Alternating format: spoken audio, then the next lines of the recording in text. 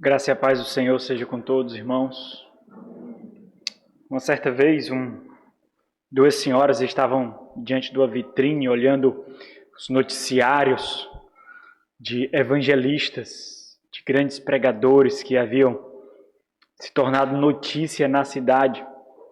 Chegou um garotinho lá, ao lado das jovens senhoras, e ele parece que ficou impressionado lá quando via os noticiários, e essas duas senhoras falaram o seguinte: o mundo está para ver o que Deus pode fazer com um homem completamente entregue em suas mãos. Nós temos o privilégio de ter muitos homens como esse ao longo da história da igreja. Muitos homens que foram desprezados pelas próprias igrejas, muitos homens que foram desprezados pela história daqueles que eles edificaram, mas nós estamos sobre os ombros desses homens. As nossas igrejas foram edificadas com o suor, com o sangue, com as lágrimas, com as renúncias e os sacrifícios desses homens. Famílias foram completamente mudadas, completamente transformadas. Mortos vieram à vida por causa da instrumentalidade desses homens. Filhos deixaram de ser rebeldes, esposas submissas e maridos frouxos por causa da instrumentalidade desses homens. Os puritanos diziam que líderes piedosos, ministros piedosos, eram expressões latentes da graça divina, eram dons de Deus para a própria igreja. E é sobre isso que nós temos refletido. Como Deus usa pecadores para abençoar pecadores. Como Deus usa homens fracos, ainda podres, ainda frágeis, para edificar vidas, para restaurar famílias, para restaurar casamentos, para conduzir os pés de jovens à piedade, o amor pelo Senhor, relegando as próprias paixões carnais e perversas desse mundo que tenazmente o seduz, o assedia. É sobre isso que nós temos refletido nessa série. Os oficiais da igreja, instrumentos da graça divina para a preservação da casa de Deus, preservação essa cujo reflexo é visto nas famílias, na sociedade como um todo. O que é graça? A igreja do Senhor experimenta o que é graça através de pecadores, através de homens frágeis, através de homens que ainda carecem da mesma graça que eles pregam. E é observando isso e falando com toda convicção e ousadia que nós temos demonstrado como essa igreja entende o que é o ministério vocacional. O que é o presbiterato, o que é o diaconato, o que a igreja exige de homens pecadores para que por meio deles a graça divina possa ser testificada visivelmente. E quais os frutos que nascem através da instrumentalidade de homens assim. Nós caminhamos muito até aqui. Essa é a 37ª mensagem dessa série, expondo as epístolas pastorais. Nós começamos a observar agora outro campo em que também homens como esses são instrumentos de graça. Outras comunidades, outra cidade, outras realidades, outras lutas, mas que carecem da mesma instrumentalidade de graça através de pecadores. Paulo observa que existe o mesmo antídoto para o veneno nessas igrejas, o mesmo remédio. E isso mostra a universalidade da estrutura que Deus criou para a igreja e para a preservação do seu povo. A necessidade inata que Deus colocou em uma comunidade, da qual ele chamou de igrejas locais, de comunidades cuja reserva a porção do povo eleito de Deus, redimido de Deus, espalhado pelo mundo.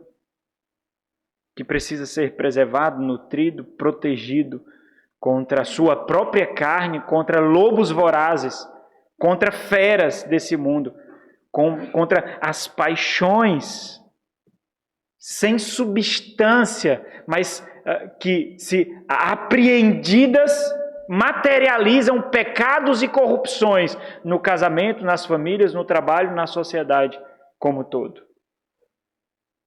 E Paulo, como instrumento divino, como um distribuidor de antídotos ali, ele envia mais um para essas igrejas. Tito. Tito é enviado, não para uma igreja como Timóteo, mas para várias igrejas que estavam padecendo sobre as artimanhas desse mundo. Então, recordando um pouquinho do que nós vimos até aqui, do contexto dessa epístola, a menção que nós temos da ilha de Creta, para a qual Tito é enviado, nós só temos em Atos capítulo 27. Nós temos uma menção em Atos capítulo 2, mas ali são daqueles que fazem parte da ilha de Creta, os cretenses que ouviram a pregação de Pedro e que muito provavelmente foram aqueles que começaram essas comunidades. E daí então nós percebemos porque ela estava muito desorganizada, porque recebeu apenas uma pequena parcela da revelação divina do que seria a comunidade da nova aliança criada sobre o sangue e a carne do Senhor Jesus Cristo. Em algum momento, que nós não sabemos o qual, Paulo e Tito passam por essa ilha, talvez depois dos relatos de Atos dos Apóstolos, em algum momento posterior a esse.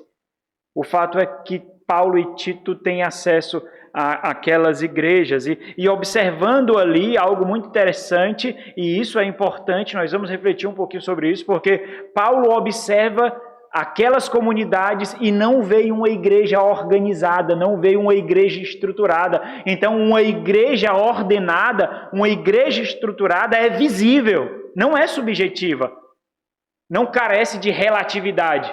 É possível identificar uma igreja de fato de tal forma que, embora a nossa Constituição brasileira, reconheça pequenos ajuntamentos de fé como aqueles que se identificam como igrejas de fato legalmente, e é válido que isso aconteça, não necessariamente esses locais que são abertos aleatoriamente são reconhecidos como igrejas, segundo as Sagradas Escrituras. Mas Paulo observou a falta de alguma estrutura naquelas igrejas para que elas crescessem saudavelmente e fossem sadiamente identificadas conforme Deus intencionou. Paulo, então, deixa Tito para essa missão, estruturar, edificar uma estrutura que estava ausente ali. E concomitante a isso, a epístola que nós temos diante de nós foi enviada. A semelhança, então, da primeira epístola de Timóteo a Timóteo, essa também é uma carta instrução. Paulo orienta, como tutor que ele era, como orientador que ele era, como pai na fé que ele era, ele orienta então Tito quanto à missão que ele deveria cumprir, porque também, a semelhança de Éfeso, ele conhece o terreno. A sua visão aguçada, o seu compromisso intencional de edificar um povo do Senhor, faça com que a sua supervisão seja muito reveladora naquilo que falta, e é assim que ele faz, e ele observa o que falta, e então envia Tito e envia essa carta de instrução. O conteúdo da epístola mostra que existiam ali alguns que estavam tomando a liderança, que não deveriam, porque não receberam as qualificações do Senhor para isso, e esses deveriam, então, ficar na retaguarda, embora não tivesse, de fato, uma liderança constituída. Por isso, as doutrinas, por causa dessa falta de liderança, as doutrinas judaizantes estavam fazendo parte do cardápio de nutrição daquela igreja. E esse é um dos pontos que Tito deve combater. Um alimento que não nutre, um alimento que causa deficiência, um alimento que causa doença. Tendo em vista a juventude daquelas igrejas, somada à falta de liderança vocacionada, fazia com que a piedade não fosse o modo de vida daquela igreja. E essa é uma das estruturas que Paulo não enxergou ali. A piedade estava ausente. A vida piedosa estava ausente. Mais uma vez, então, reforçando o fato de que piedade não é subjetiva, não. É claro que ela flui de uma experiência mística, interior, íntima com o Senhor, mas necessariamente ela gera frutos visíveis, tangíveis, que toca outras pessoas. E é isso que Tito precisa tratar ali. Por isso a epístola é marcada por algumas construções teológicas. Apenas 3 capítulos, nós vamos, substancialmente, 3 desenvolvimentos, construções teológicas, são sentenças teológicas construídas com as bases da fé cristã, sobre tratados da vida cristã, que é segundo a piedade, que deveria ser a marca daquelas igrejas. Não politicagem, não mundanismo, não humanismo, não o desejo de atrair a homens, de afagar o seu ego, afagando as suas crianças, fazendo com que elas façam o que quiserem no culto, para que vocês não deixem de vir à igreja,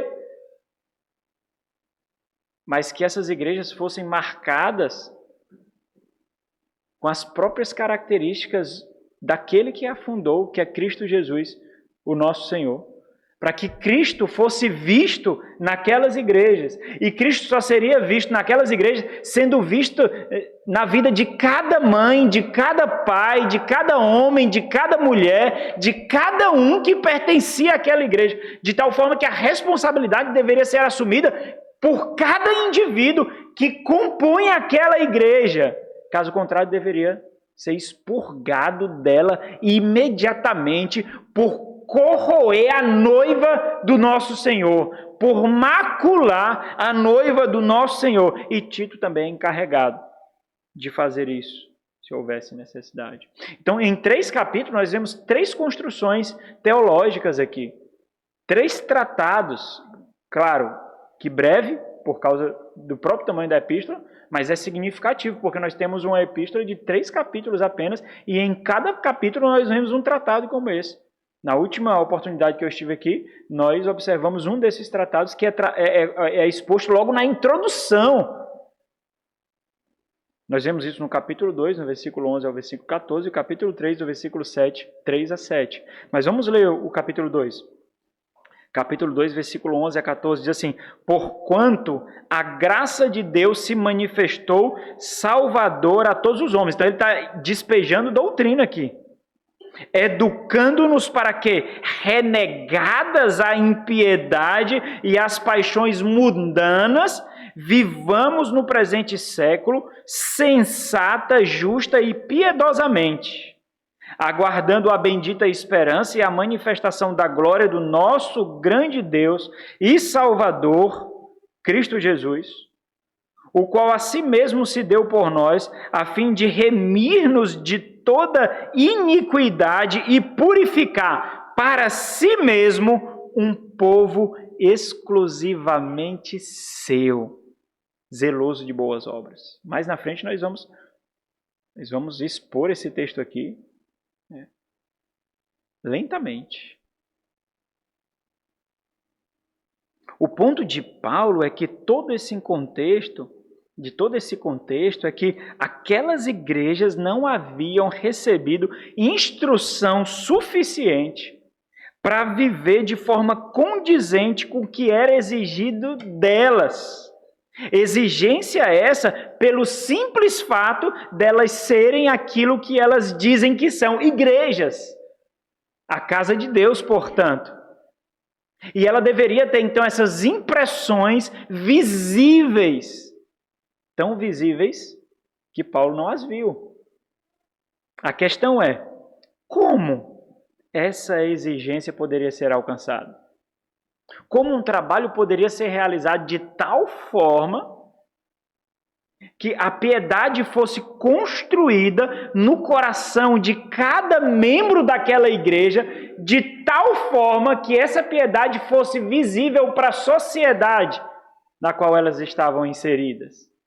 Que marcasse aquela ilha, cuja fama já era nociva, imoral.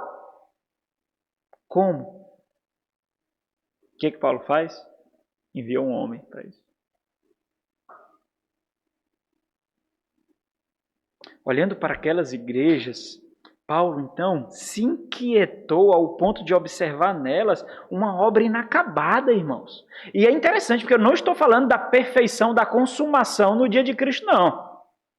Eu estou me referindo ao fato de que existe uma estrutura necessária ao ponto de identificá-las simplesmente como igrejas plantadas, como igrejas ordenadas ali, como igrejas organizadas.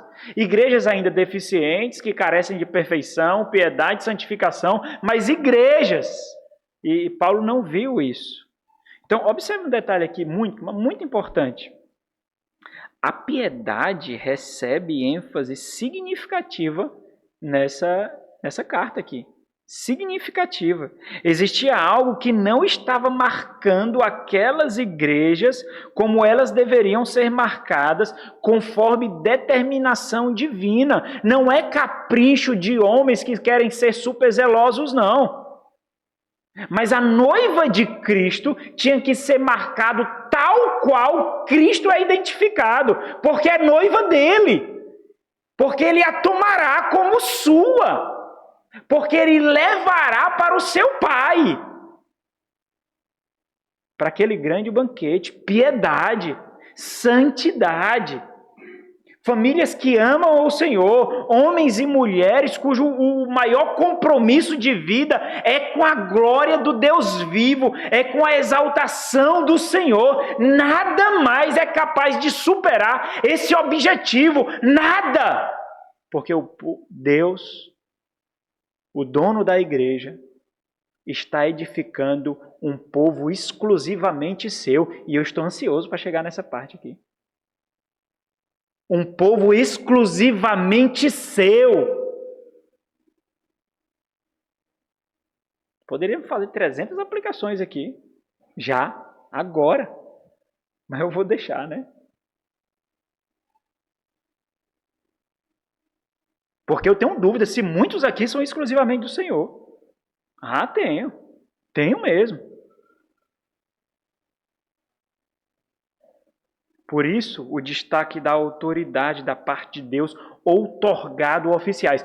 Vai, faz aquilo que eu requero. Diz Deus. Eu exijo, então vai lá e faz. A autoridade dada e o propósito para isso, para que isso seja feito. Como um instrumento por meio dos quais as igrejas consigam viver vidas piedosas conforme a própria exigência divina, irmãos. Então, o que significa embaralhar esse caminho? O que significa? Se é Deus que exige, se é Deus que outorga a autoridade, se é Deus que separa e dota os instrumentos, o que significa embaralhar essa missão? Esse propósito aqui, o que significa? Significa lutar contra o próprio Senhor da igreja. É por isso que eu já disse aqui, muitas vezes, faz tempo que eu não digo, vou dizer de novo. Muito cuidado com a igreja que você deseja ser membro. Porque quando você escolhe uma igreja para ser membro, você tem que se submeter à igreja incondicionalmente. Não é para fazer queda de braço com liderança, não. Não é para ficar competindo entre irmãos, quem é o mais santo, o mais perfeito, o mais bonito, quem tem filhos mais educados. É um corpo que caminha juntos para a glória do Senhor, para o encontro com o noivo. Não tem concorrência, não.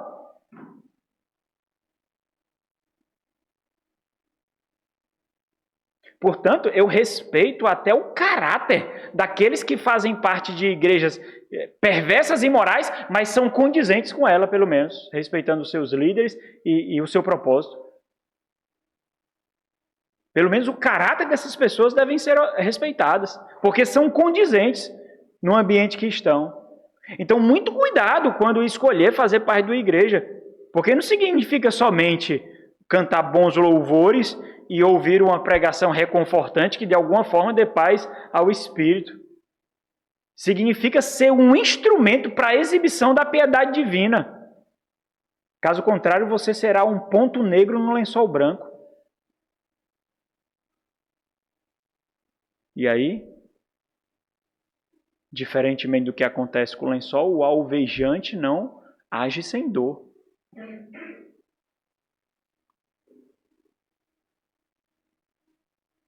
O que é interessante, tendo em vista que Tito está ali para fundamentar, para solidificar adequadamente as doutrinas cristãs, é que para que aquelas igrejas pudessem de fato corresponder a tal expectativa divina, ou seja, viver marcantemente para Deus, algo estava faltando. E Tito é encarregado, e observa isso, eles não sabiam o que estava faltando.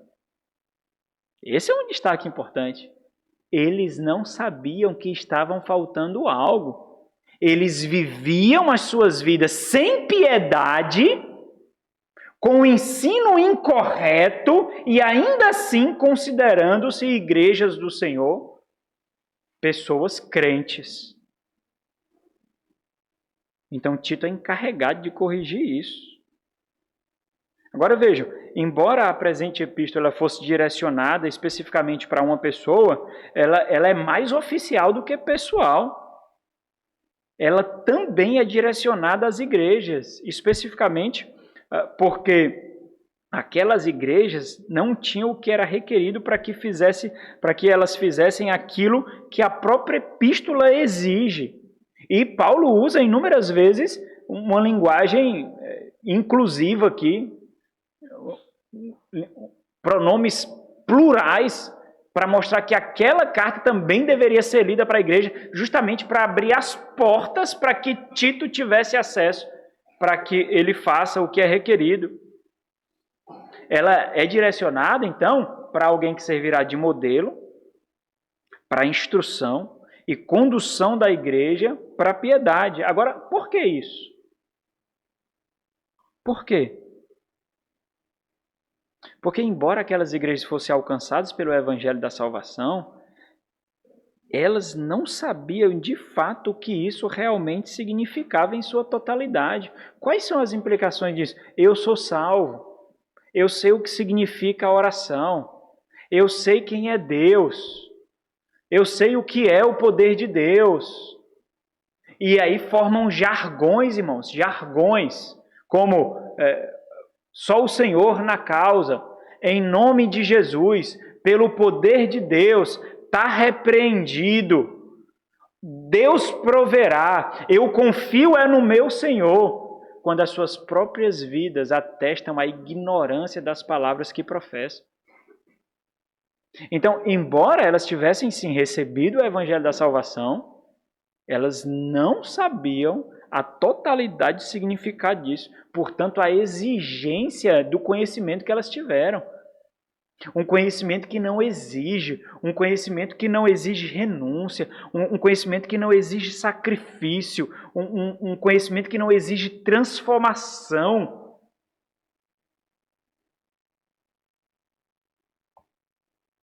Ao ponto de viver vidas que testificavam contra a própria profissão de fé delas. Porque o conhecimento que elas receberam do Evangelho da Salvação exigia a extinção de sua carne. Mas não era isso que estava acontecendo. Eles continuavam mantendo um testemunho carnal. Tito 1, versículo 13, Paulo diz assim, tal testemunho é exato, quando ele fala do testemunho nocivo. Tal testemunho é exato, portanto, repreende-o severamente, para que sejam sadios na fé, E com isso, Paulo não somente aponta a necessidade dos oficiais aqui, porque sem Tito isso não aconteceria. Essas igrejas não seriam sadias na fé, porque os seus membros não seriam. Mas ele mostra também o propósito, sem o qual seria impossível alcançar esse padrão. E esse é o tema da mensagem de hoje. O propósito dos oficiais da igreja: ordenar a casa de Deus. Então, essa mensagem ela pode ser bem mais breve do que as outras, porque eu vou focar só no versículo 5. Se nós analisássemos esse versículo junto com os demais que vêm junto dele, nós precisaríamos de mais tempo. Então, nós vamos focar aqui no versículo 5 apenas, que mostra o núcleo aqui do dever de Tito ali, que eu coloco aqui pelo propósito. O propósito dos oficiais da igreja é ordenar a casa de Deus. Olha 5, o versículo 5. Por esta causa te deixei em Creta, para que pusesses em ordem as coisas restantes, bem como em cada cidade constituísses presbíteros, conforme te prescrevi, conforme te instruí, conforme te ordenei. Então, observa, embora nós suspeitemos que aquelas igrejas eram igrejas jovens e não saibamos como elas iniciaram realmente, nós apenas fazemos suposições válidas, sadias, muito possíveis, mas fazemos suposições porque nós não temos de fato acesso de como elas foram plantadas, e pelo que Paulo trata aqui, como nós observamos na primeira mensagem, nós vemos que muito possivelmente essas igrejas eram igrejas jovens ali e pequenas. O fato é que elas não estavam ordenadas conforme deveria, conforme a exigência divina. E tal propósito, então, para os oficiais, consiste em assistir às necessidades da própria igreja para que elas sejam capazes de corresponder àquilo que o Senhor espera dela. Ora, é óbvio, o Senhor tem uma expectativa a respeito daquelas igrejas. O Senhor tem uma expectativa, de tal forma que nós não devemos buscar corresponder às expectativas da audiência, às expectativas da membresia, porque as expectativas daqueles que compõem a igreja devem ser harmônicas com as expectativas do dono da igreja, do Senhor da igreja. Quer ser remido continuamente dos seus pecados, na mortificação da sua própria carne, para que Cristo seja cada vez mais visto ao lado da sua noiva, com a qual ele passará a eternidade. É natural isso. É natural que seja assim, de tal forma que nós devemos consultar as nossas expectativas, se a igreja não estiver correspondendo às suas expectativas. Nós devemos consultar as nossas expectativas para então chegar a um veredito de que a igreja realmente está errada e você está no lugar errado. Ou de que você realmente está errado e você precisa mudar. Mas uma ação precisa ser feita. Porque o que nós vemos, irmãos, são testemunhos de pessoas imaturas, pessoas que não sabem o que é a igreja.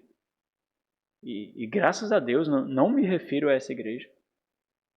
Mas o que nós vemos é isso, testemunho de pessoas que passam a vida reclamando de suas igrejas, reclamando de seus líderes, reclamando de seus irmãos. Como se elas de fato não percebessem que elas estão denunciando a sua própria ignorância e inércia num desejo absurdo de desconforto. Um desconforto não redimido, um desconforto que não mina as tentativas da carne, mas que alimentam a própria carne. Porque ser mortificado, especialmente pela instrumentalidade de outros, não é confortável não, irmãos. Não é não. Mas depois da dor, vem um alívio impossível de ser descrito. O alívio de que você se aproximou mais do seu Senhor. Você subiu mais um degrau de tal forma que o brilho reluzente da glória de Cristo é possível ser visto por você de uma forma que você não via antes. E você não teria sem isso. Você não teria. Mas nós só temos o real entendimento quanto ao vigor da necessidade dos oficiais da igreja e do seu propósito quando nós observamos a realidade contra a qual eles têm que lutar, os problemas que marcavam aquela igreja.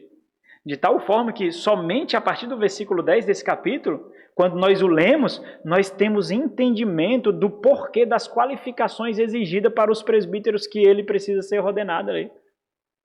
E do rigor do propósito, somente depois do versículo 10. Olha o versículo 10. Porque existem muitos insubordinados. O que é insubordinado, irmão? É a paixão desenfreada para benefício próprio. Note isso aí para você ver se seu coração está assim. É a paixão desenfreada para a idolatria do seu próprio coração. Isso é insubordinação. Você é o seu chefe, seu juiz e seu senhor. A sua vida significa fazer a sua vontade e todos aqueles que não cooperam para isso sejam dizimados. É assim que acontece quando nós vamos tratar meninos, garotos, mal criados, que são idolatrados pelos pais. Quem adoça a boca do meu filho, a minha adoça. Já ouviram Satanás falando isso? Já ouviram? Satanás falando isso.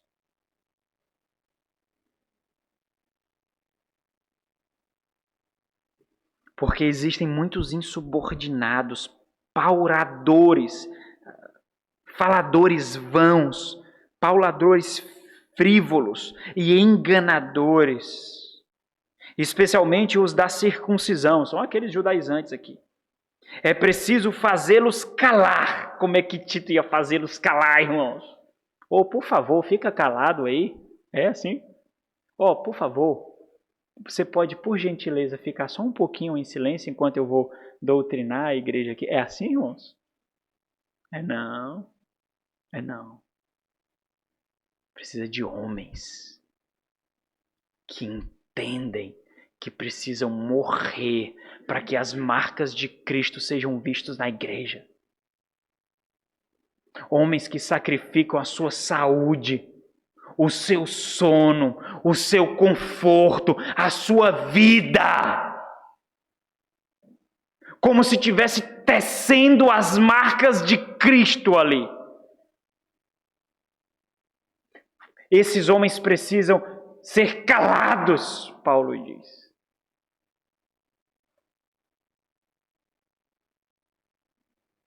Porque andam pervertendo casas inteiras. Olha a realidade de vida da igreja transbordando para os lares, para as famílias. Então mude de igreja e a sua família será mudada.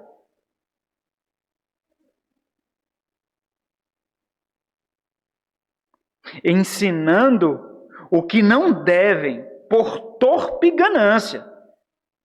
Foi mesmo dentre eles um seu profeta que disse: cretenses sempre mentirosos, feras terríveis, ventres preguiçosos. Olha a desgraça aqui.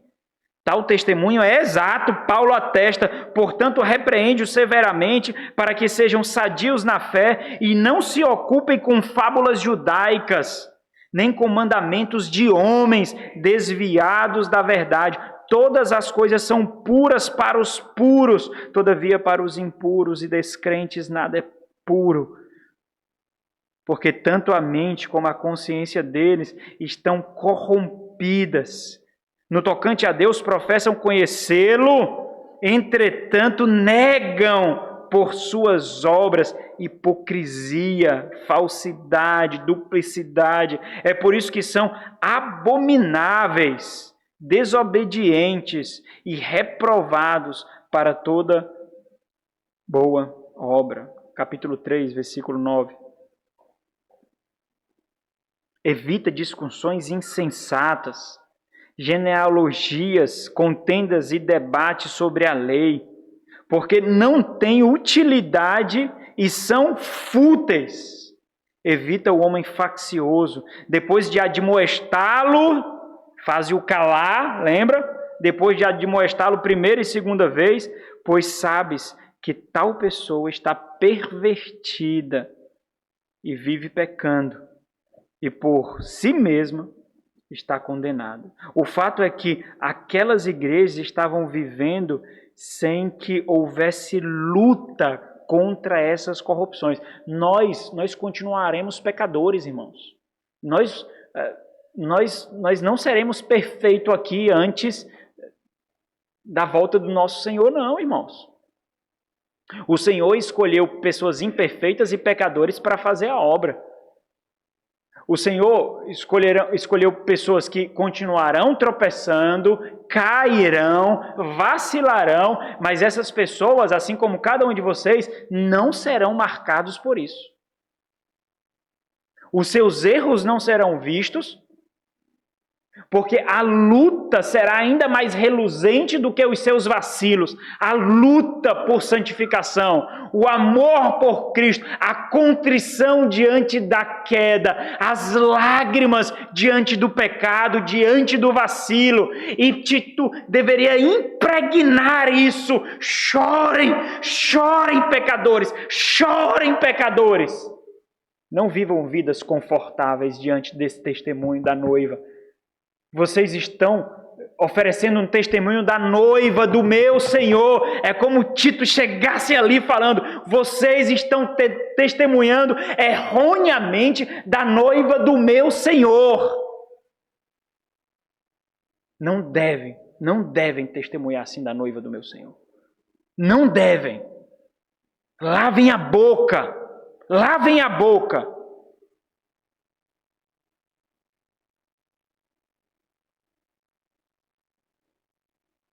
Então Paulo aponta o propósito dos oficiais, descrevendo 2 propósitos e um meio. Primeiro, o propósito do envio. Segundo, o propósito da missão. E terceiro, os instrumentos para atingir tal propósito. É o que nós vamos ver. O envio, a missão e os instrumentos. O envio. Por esta causa te deixei em Creta para que pusesses em ordem as coisas restantes, bem como em cada cidade, naquela ilha, constituísses presbíteros conforme te prescrevi. Então, observe um detalhe muito interessante aqui. Tito deve ser o precursor e o modelo para aqueles que ele é encarregado de identificar e estabelecer como líderes. Eles não tinham líderes, eles não tinham presbíteros ali. Se eles foram realmente aqueles que vieram do Pentecostes, eles ouviram algo a respeito disso, porque as igrejas estavam sendo formadas ali nas cidades circunvizinhas, mas a própria ilha não tinha testemunho do que significaria ser pastoreado, do que significaria ser cuidado, do que significaria ter como seu líder, como seus condutores, aqueles que são um tipo de Cristo. É assim ou não é? Quantas pessoas não sabem o que é ser pastoreados, irmãos? Não sabem. Pessoas que passaram vidas em igrejas não sabem o que é ser cuidado por pastores fiéis, piedosos, não sabem. Não sabem. A nossa realidade não é muito diferente, não. Pessoas que, como aqui, pastoreiam por torpe e ganância. Pessoas que pastoreiam com a expectativa de ver um tapinha nas costas e dinheiro na conta, ovacionando-os por sua eloquência, por seu estudo, por sua capacidade oratória. Pessoas que não sabiam que suas famílias podiam ser resgatadas da boca do inferno por homens fiéis, por homens tementes. Pessoas que não sabiam que os seus filhos poderiam ser profundamente ajudados para serem piedosos por causa de homens fiéis. Que não sabiam. Numa realidade em que nós encontramos em cada quase esquina uma igreja.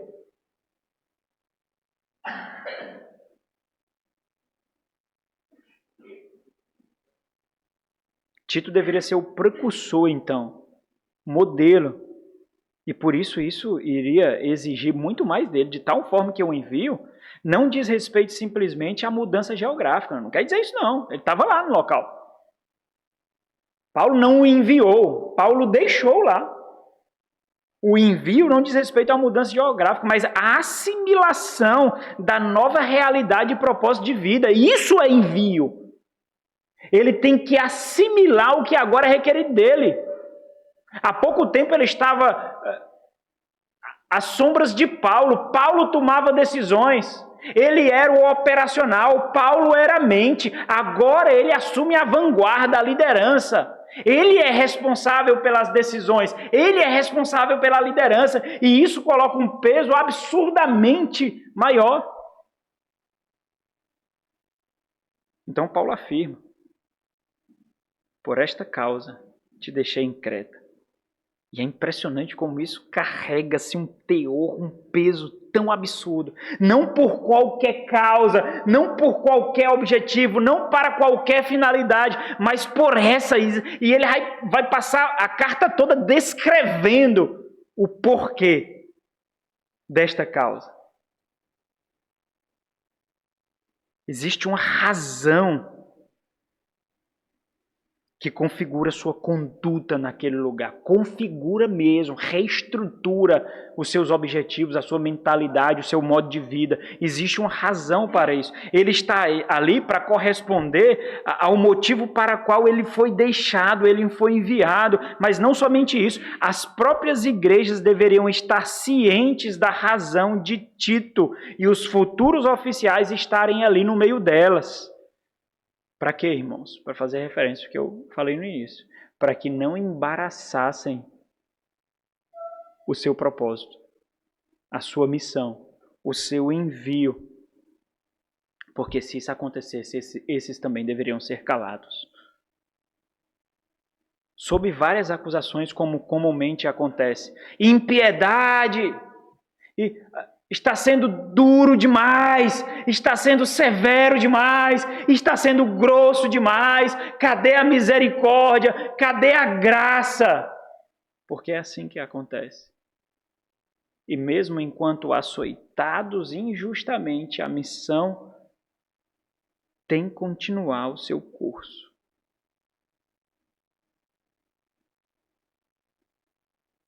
Esse é o entendimento que corresponde à compreensão de que dos oficiais fazerem o que fazem, porque é isso justamente que dá sentido à vida que vivem. É um senso de vocação em que, mesmo sob amarras e açoites, encontram significado, entendendo que assim as suas vidas alegram o Senhor, mesmo que sejam debaixo de lágrimas. Assim também a sua vida, quando você busca a santificação e se desvencilhar das amarras da carne. Mesmo em dias tristes por renúncias que a sua carne não queria, você agrada a Deus com tal postura. É um entendimento da grandeza do que fazem, que torna valiosa a renúncia e a abnegação das suas vidas, porque não é algo pequeno.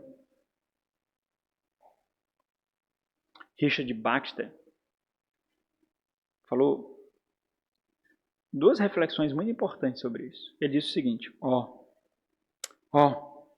que abundância de coisas poderia fazer os ministros se eles apenas vivessem um desprezo pelo mundo e suas riquezas e glória, e gastassem tudo o que têm para o uso do seu mestre.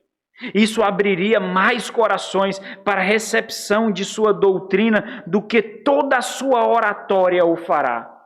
E sem isso, a singularidade na religião parecerá apenas hipocrisia, e é provável que assim seja. Ele continua e diz: a abnegação é de absoluta necessidade em todo cristão, mas de dupla necessidade em um ministro, visto que ele tem uma dupla santificação ou dedicação a Deus. Sem abnegação, ele não pode prestar um serviço fiel a Deus por uma hora sequer.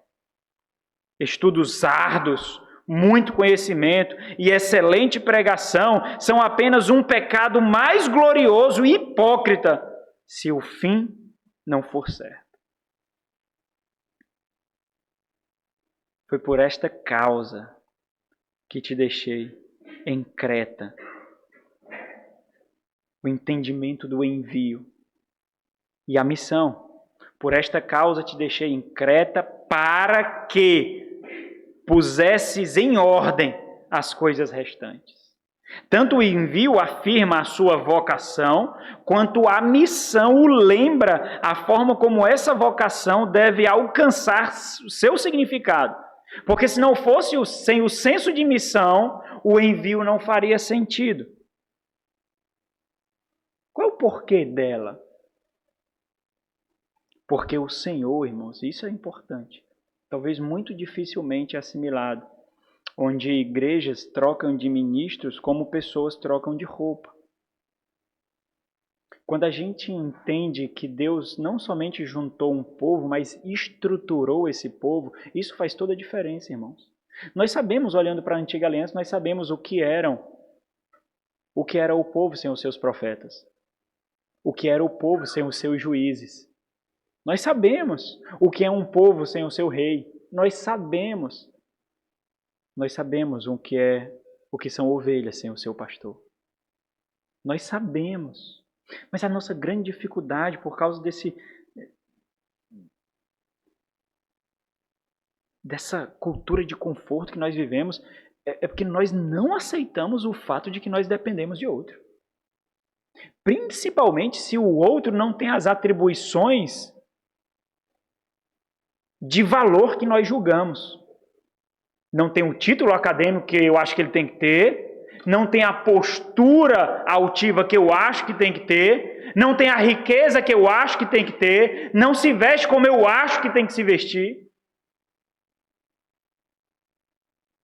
Então não vai ter acesso à minha vida, não dependo dele, eu sou melhor. Mas nós ainda não assimilamos isso de fato em muitos momentos, e é algo contra o qual nós vamos ter que lutar a vida toda, irmãos. Agora observa como muitas famílias entulham o caminho da edificação dos seus filhos e também do seu cônjuge. Quando famílias não honram os seus pastores no lar, não honram os seus oficiais do lar, mas apontam deficiências, apontam defeitos. Por que a sua esposa ouvirá esse homem tão defeituoso contra quem você profere palavras nocivas?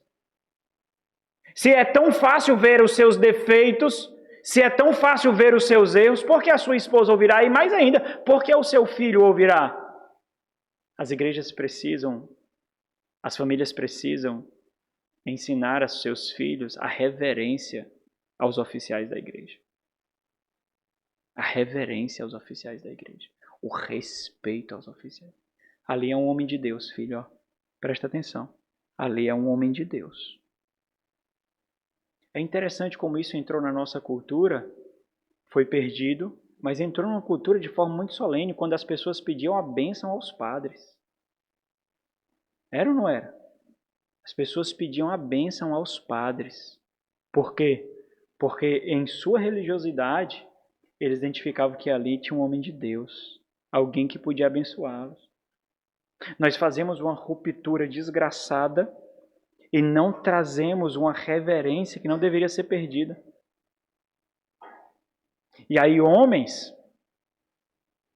cujo objetivo de suas vidas, como propósito vocacional do Senhor, é conduzir famílias à piedade, tem que romper mais essa barreira. De entre trancos e barrancos, forjar solenidade, respeito e autoridade. E daí então, são tidos como grossos e muitas vezes relegados à periferia do afeto. Muitas vezes. Agora, por que Deus estruturou um povo que precisa de outros?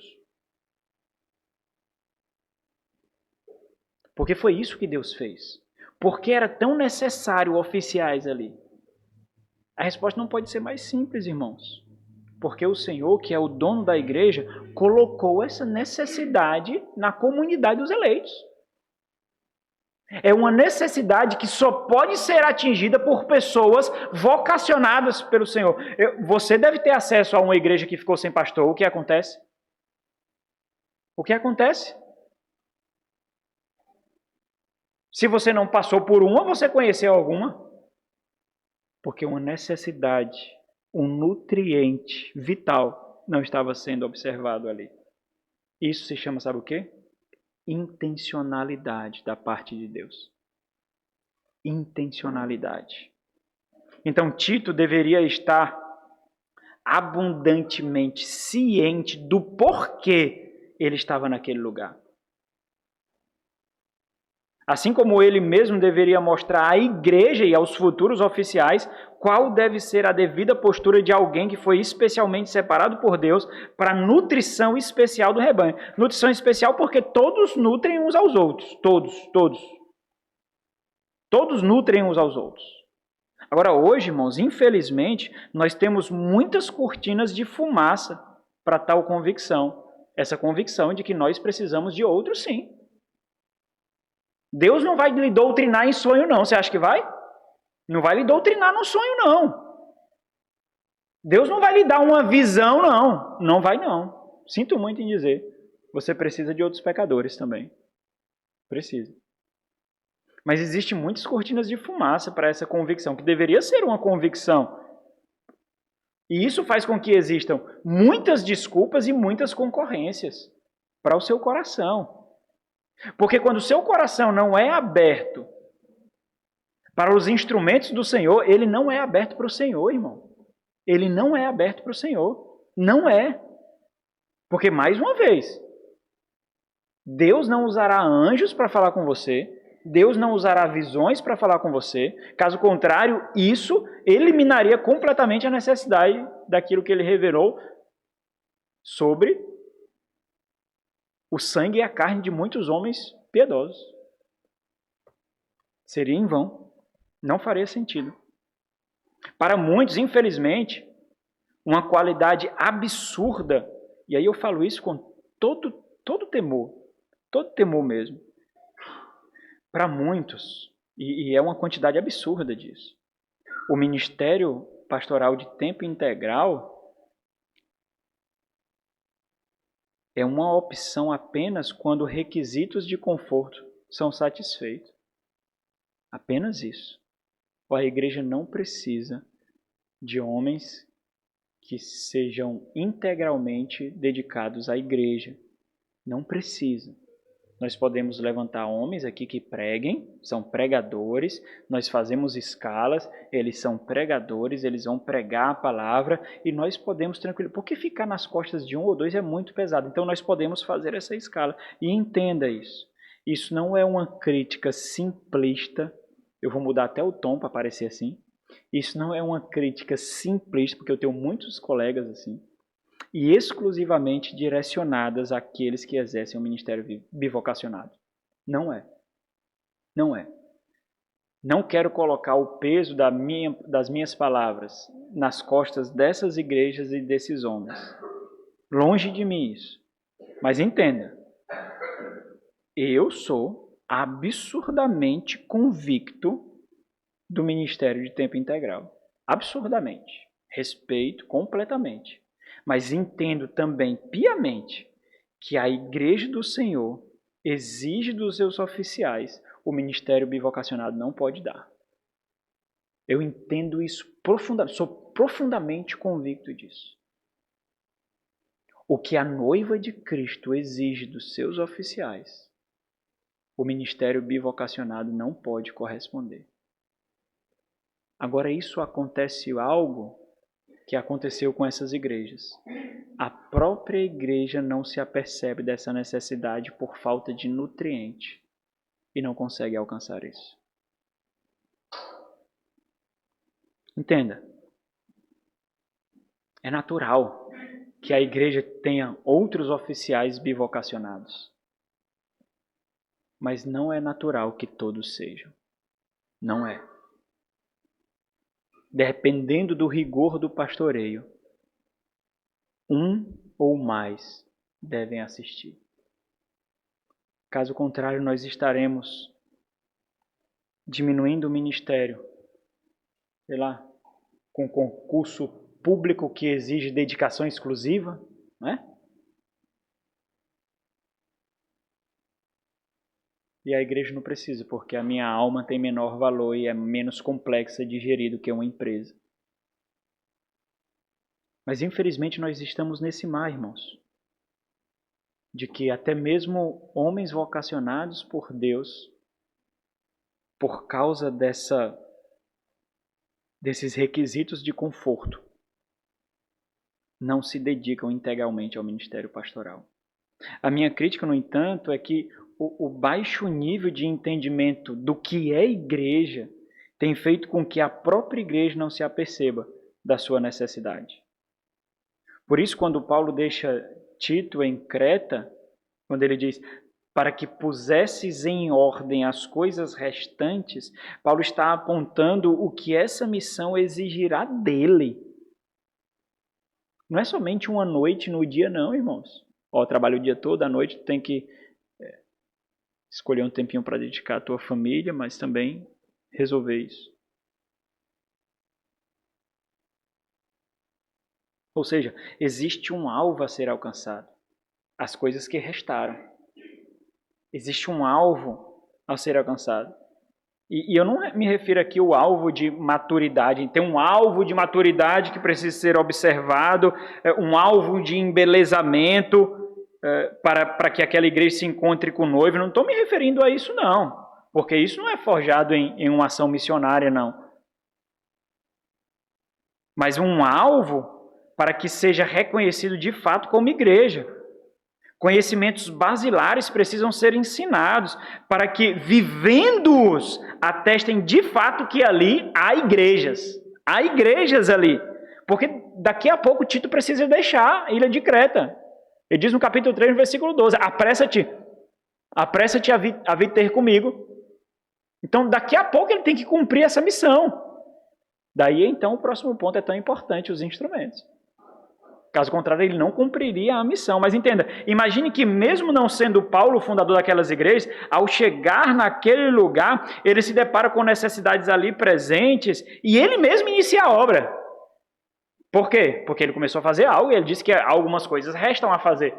Então ele começou a obra ali juntamente com Tito. No entanto, precisando sair para outra missão, ele encarrega Tito de concluir aquilo que ele não teve tempo hábil. Por isso que ele diz, para que pusesses em ordem. O termo aqui, pusesses em ordem, essa expressão é a única palavra que significa completar uma tarefa não acabada, completar uma tarefa não finalizada, algo iniciado, porém não finalizado. As coisas restantes que Paulo faz referência aqui diz respeito a, como o texto diz, as coisas que ainda faltam fazer.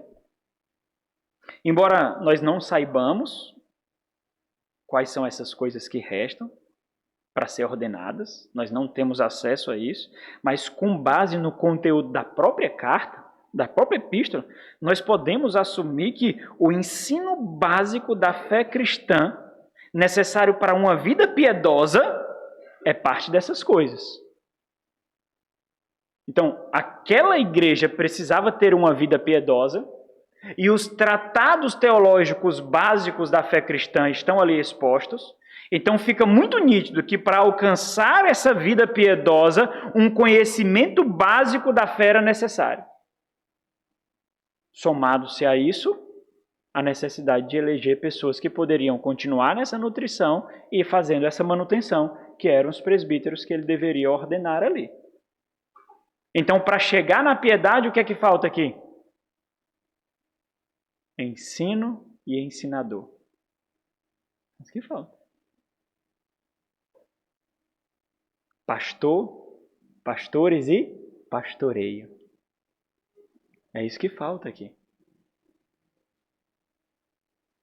Contudo, a missão de Tito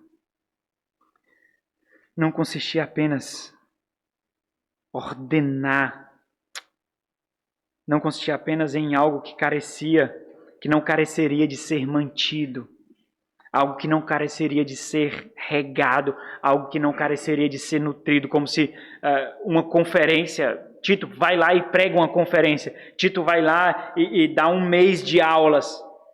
Mas o ponto de Paulo é de que o que Tito iria estabelecer ali careceria de algo que deveria ser mantido, preservado e nutrido. Daí então a necessidade de constância na obra. Constância. Ou seja, Tito deveria ordenar a casa de Deus de tal forma que ela tivesse instrumentos necessários para a sua proteção, preservação e nutrição. E aí veio os instrumentos. Conforme ele diz, né? Os instrumentos é o último ponto aqui. Por esta causa te deixei em Creta para que pusesse em ordem as coisas restantes, bem como em cada cidade constituísses presbíteros conforme te prescrevi. E, irmãos, é natural que esse seja o propósito de Tito ali. É natural. Quando nós observamos a biografia e o modus operandi de Paulo, é natural que esse seja também a forma de agir de Tito. É natural que ele sirva de modelo para oficiais que ele mesmo é encarregado de estabelecer, visto que esse é o padrão missionário do seu próprio tutor, do seu próprio pai na fé, do apóstolo Paulo. Abre em Atos dos Apóstolos, na sua primeira viagem missionária. Capítulo 14. Atos, capítulo 14, a partir do versículo 21. Atos 14, 21 diz assim: E tendo anunciado o evangelho naquela cidade, feito muitos discípulos, voltaram para Listra, e Icônio e Antioquia, fortalecendo as almas dos discípulos, exortando-os a permanecer firmes na fé e mostrando que através de muitas tribulações nos importa entrar no reino de Deus. E promovendo-lhes em cada igreja a eleição de presbíteros, depois de orar com jejum, os encomendou ao Senhor enquanto havia, em quem haviam crido. Volta para lá, por favor. Então observe. Ordenar a casa de Deus, que é a igreja do Deus vivo, não consiste apenas em ensinar doutrina, irmãos.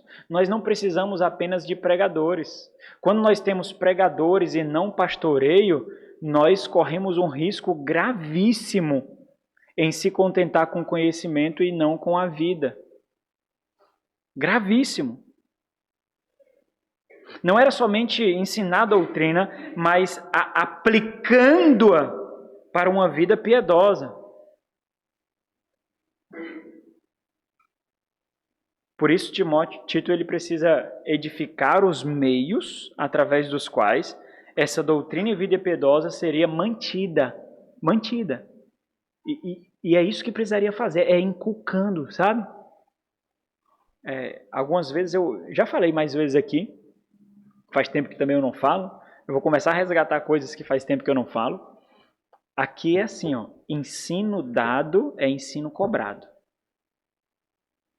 Ensino dado nesse púlpito é ensino cobrado.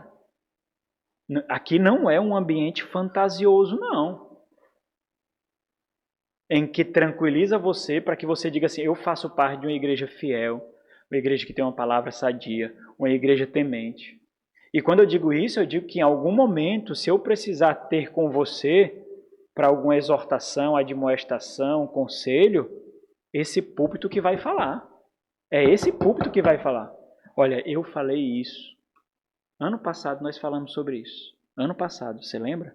Não, pois deveria lembrar. Porque se você tivesse lembrado, você não estava vivendo assim. Ó. Não estava. Por que essa palavra não entrou aí, naquele dia? Por que ela não entrou naquele dia lá? Por quê? Por que você barrou? Porque ela deveria estar aí, fazendo morada e criando vida. Mas por que não entrou? Então, a piedade é forjada assim, irmãos. Não é simplesmente por conhecimento, sem pastoreio, não. É forjada assim. Essa é a grande característica de missionários e plantadores de igrejas como Paulo, como Timóteo, como Tito, que realmente se preocupa com a permanência da obra que realizam. Que é deixar pessoas que mantêm. Não é simplesmente para colocar num relatório de missões, não. Olha, fomos ali, tantas pessoas aceitaram Jesus, uma igreja foi fundada e pronto. Acabou. Vai para o relatório de missões e acabou. Simples assim. Estamos tranquilos. É isso que grandes cruzadas evangelísticas faziam. Charles Finney, no século passado, que foi o grande criador dos apelos nas igrejas, o grande criador, ele foi o criador dos apelos na igreja porque ele queria fabricar os grandes avivamentos. E aí ele criou o banco dos ansiosos na igreja e começou a chamar pessoas que queriam aceitar Jesus, que sentiram Jesus falando ao seu coração. E essas pessoas vinham até a frente, e essas pessoas eram tidas por convertidas, por responder a um apelo afetivo. Apelos esses que muitas igrejas duram mais do que a própria pregação, irmãos. Muito mais do que a própria pregação. Com o passar do tempo, o próprio Charles Finney viu a desgraça que ele fez. Porque as cidades pelas quais ele passava, com as suas grandes cruzadas de avivamento, continuaram imorais. O índice de criminalidade só subia, o índice de depravação só subia, os bares e bordéis continuavam sendo abertos. Não foi o que aconteceu nos grandes avivamentos. Não foi. Não foi isso que aconteceu. Nós não conseguimos falsear o agir do Espírito Santo, irmãos. Não é assim que é feito, não. Não é tão simples assim. Não é tão fácil assim. Vidas são exigidas para lapidar outras vidas.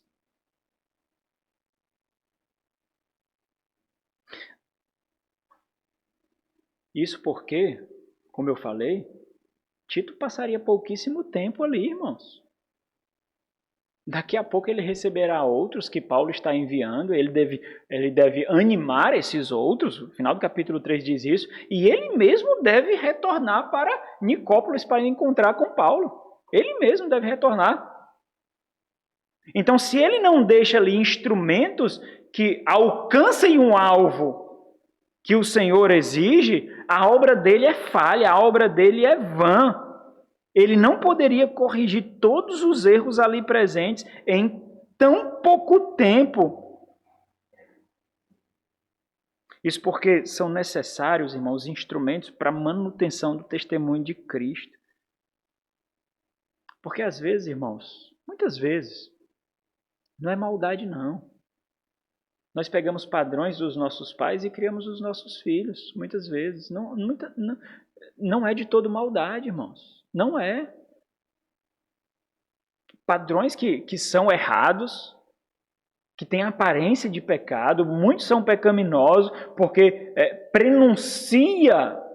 fundamenta um terreno para algo pior, mas muitas vezes é por não entendimento, é por ignorância mesmo, é por falta de sensibilidade, é por falta de discernimento para ver mais profundo, para ver mais longe. Muitas vezes é por causa disso. E esses nós precisamos ser de homens que estão compromissados com Deus e conosco a tal ponto de romper as suas barreiras de conforto.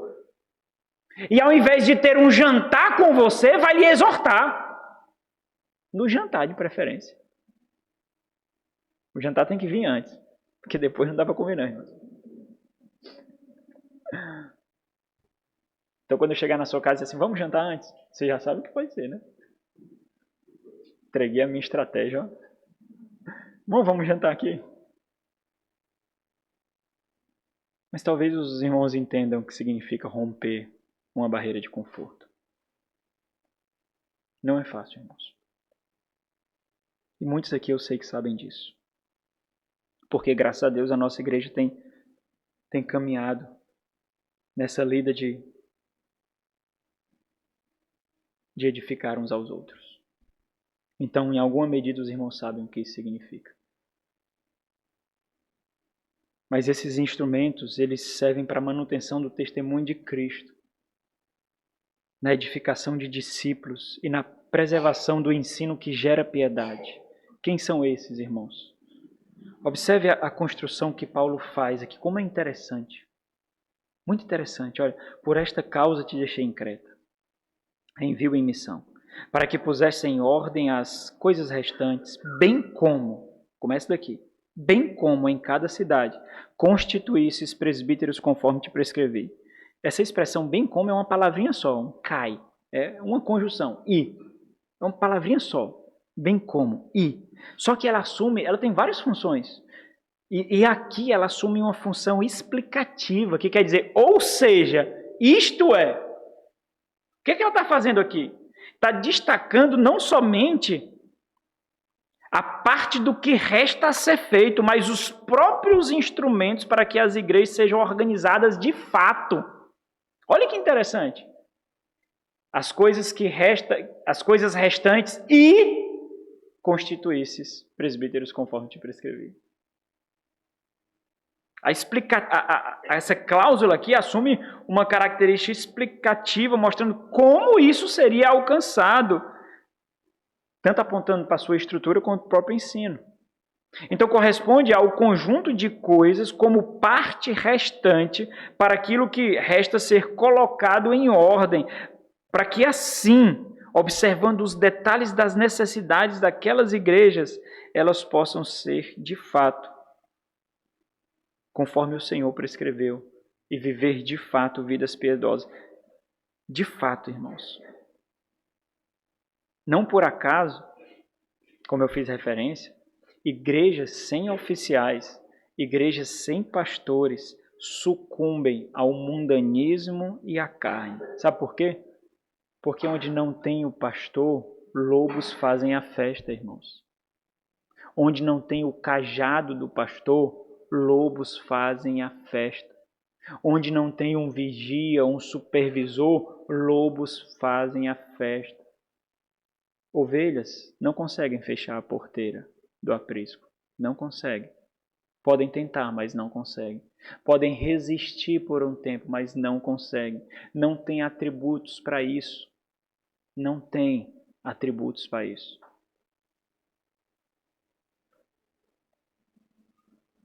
O mesmo pode ser aplicado a igrejas cujos oficiais são fracos, frouxos e sem convicção. Homens moles, homens que não entendem o preço a ser pago para corresponder à vocação. Oficiais na vida da igreja são uma necessidade, irmãos, não um adereço, não uma formalidade. Então, para a gente concluir, ordenar a casa de Deus, portanto, que é o propósito dos oficiais da igreja, consiste em os 3 pontos. Eu vou colocar aqui de outra forma para a gente assimilar. Então, esse versículo você já decorou, né? Compreender a razão do envio, ou seja, seu propósito de vida ligado ao serviço especial à igreja do Senhor. Segundo, entender que seu envio e vocação só alcançarão seu real significado ao cumprir a missão, de tal forma que uma igreja testifica de seus pastores. Então, quando alguém vem ter comigo para falar de livro que escreveu, de conferência que pregou, vem falar de estudos que tem feito, de artigos que tem escrito, eu digo, e a igreja? Mostra a igreja. Como é que está a igreja? Como é que está a saúde da igreja? Qual é a doutrina que você tem ensinado à igreja? Como é que está o discipulado na igreja? Como estão as crianças na igreja? Eu vou a um culto lá. Aí vejo as crianças. Faz da igreja um playground. Sem reverência. E um bocado de homens feitos, mulheres feitas, olhando aquela irreverência diante do Senhor.